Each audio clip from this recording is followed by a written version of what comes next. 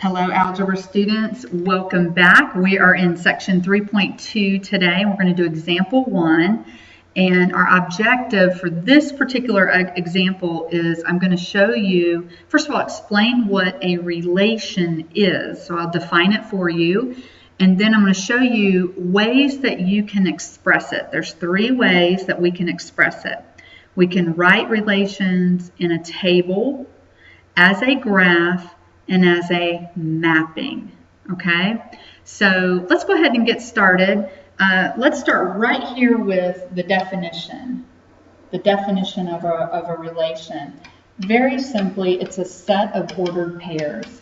So an ordered pair, the first number is always your x, the second number is always your y.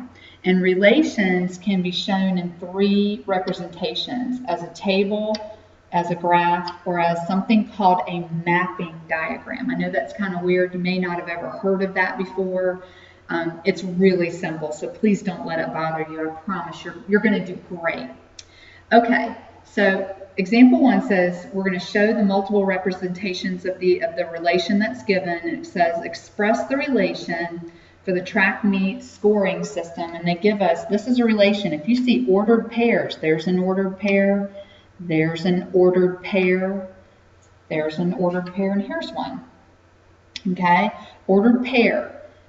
The pair means there's 2 numbers in a set of parentheses. The first number is your x, the second number is your y. In every single ordered pair, the first number is always your x, the second number is always your y. Now what I did, I printed off for you on the back of this page. So go ahead and flip the page over. And on the back, we're going to do all our work back here. I think that'll be a little bit easier on me. And if you don't mind, I'm going to rewrite those ordered pairs so that we can see them a little bit better. Okay? Now while I'm doing that, in the bottom right-hand corner, can you write for me the year Columbus discovered America? Go ahead and write that down. That's such an important date in history. And we're really close to celebrating Columbus Day. We're in October, and that's a pretty normal time frame to be celebrating his discovery of America. So in what year did he discover that? Write that in the bottom right hand corner. Okay, so there are the ordered pairs. This is a relation. If you see a set of ordered pairs, then by definition, it's a relation. All right, so let's get started. Let's do the table first of all. When you do a table, you're going to create it like this. You're first going to put your x on the left and your y on the right. And then we're just going to create a table just like this. So for the x's, it's always the first number in your ordered pair. So for the number that's set 1, 5, the 1 is your x, the 5 is your y. For the ordered pair 2, 3, the 2 is your x, the 3 is your y. For the next ordered pair 3, 2, the 3 is your x, the 2 is your y.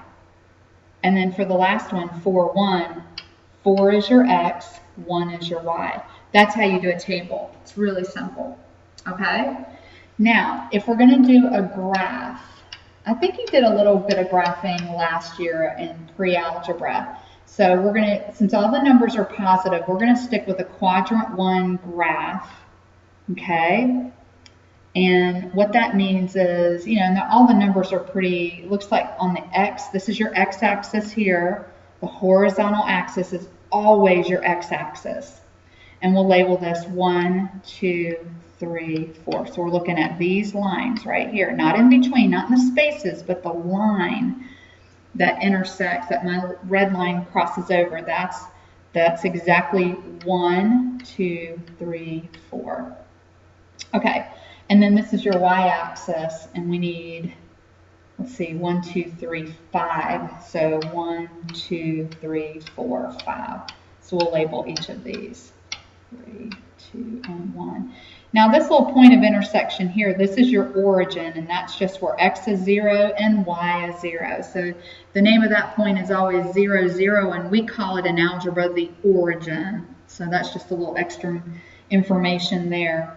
Okay, so when we graph 1, 5, you find 1 on the x, and then you don't move away from this, go straight up until you come across 5, and here it is. There's 1, 5. Okay, let's see, our next point is 2, 3. So find 2 on the x, and then go up to 3 on the y. There's 2, 3.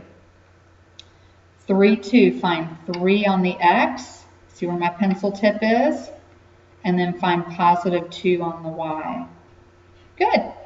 And then 4, 1, find 4 on the x, and go up to 1 on the y. And that's what it looks like. And we're not going to connect it. We'll leave it as discrete.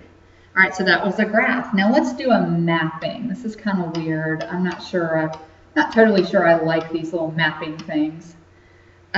What you're going to do, it's kind of like a table, except you're going to create 2 tall rectangular boxes. And the left box is your x. The right box is your y, much like the organization of a table. And you don't write the numbers. If you have duplications of x's or duplications of y's, you don't write the duplications. You just write that number 1 time. All right? So let me just write all the x's. I've got 1, 2, 3, and 4. So I looked at my table, and I see that under my x I have 1, 2, 3, 4. And none of them repeat, and that's great. And then my y, I've got 5, 3, 2, and 1. And you can go in that order, that's fine, like it was, 5, 3, 2, and 1. And in a mapping, we use arrows to show which x goes with which y. So here's 1 goes with 5, so that's the first ordered pair we had.